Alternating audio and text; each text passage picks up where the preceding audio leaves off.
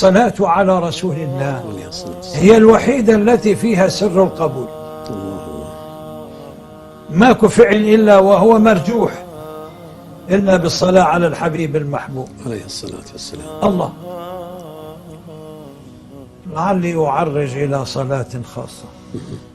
أنا في مجلس إخباتي وإخفاتي مخفت مفتقر منكسر متذلل، وما أجمل التذلل والحب. هكذا حال العارفين، ذل وحب، والله الذي لا إله غيره. سن من النوم ولا أدري، والعبد لا يدري، ولكن إن دري ماذا يصنع. هي سن من النوم، وإذا به يقول لي من روحي وما ملكت فداه، انظر إلى قلبي. الله أكبر. أي والله.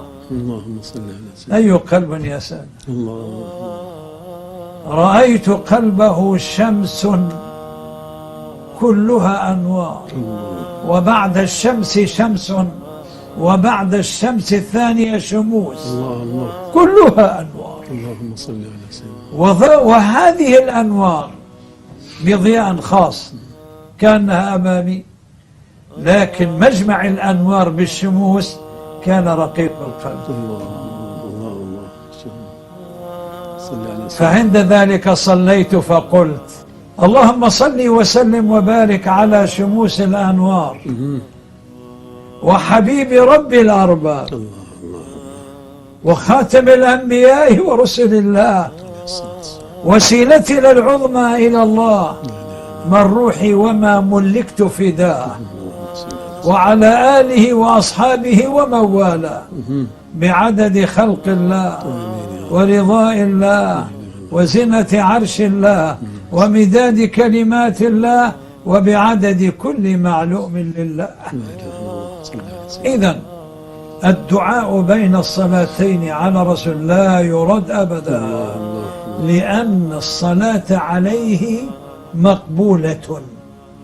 صل على سيدنا. مقبولة. الله.